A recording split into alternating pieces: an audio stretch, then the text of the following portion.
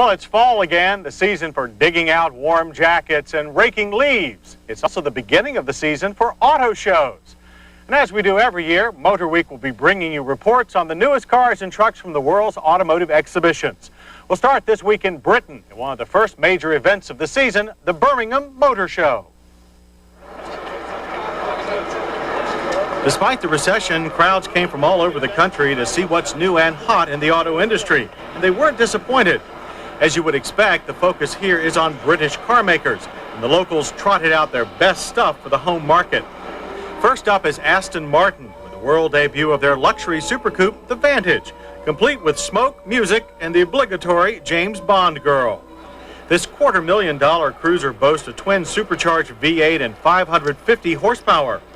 Rover made big news as well with the long-awaited reintroduction of the MG Roadster. Called the MG RV8, this new car styling is reminiscent of the original MGBs, but with a modern touch. Performance is also modern with an up-to-date driveline topped off by a 3.9-liter V8 engine. We only wish the $40,000 price tag was a bit more nostalgic. Rover also displayed this smart 200 turbo coupe, which would have come to the U.S. as a Sterling model. Also a big hit was this AC Ace, an aluminum-bodied all-wheel drive roadster using Ford mechanicals. Its aggressive looks met with rousing approval. The Jaguar display was a popular stop, featuring the awesome XJ220 and a stretched version of the Sovereign, appropriately named Majestic. Two new Japanese-British hybrids were also well received at Birmingham, the Nissan Micra and the Toyota Carina E. They'll both be manufactured in Britain. We also got our first look at another hybrid, the Australian-built Mitsubishi Sigma Estate.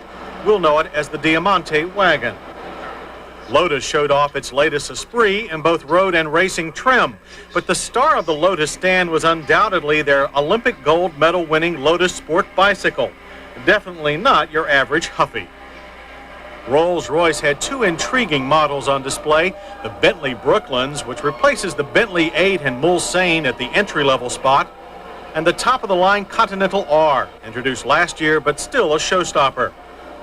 But even amidst all this home market hoopla, some non-British cars managed to garner their share of attention. What car show would be complete without the presence of the latest lineup from Skoda? But seriously, the Europeans sent a strong contingent to Birmingham, led off by Volkswagen. Restyled Golf and Jetta replacing Vento both offer the hot VR6 engine option.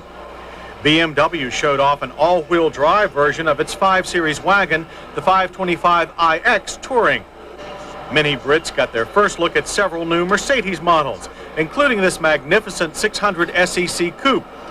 As for the U.S. contingent, Chrysler provided one of the hits of the show with their V10 Viper. The best part of any show is the concept cars, and none got more attention than Volvo's ECC, or environmental concept car. Designed as a family car for the future, it incorporates a NiCad battery pack and a diesel-burning gas turbine engine. They can both power the car separately or at the same time for maximum performance. You can even charge the batteries while driving.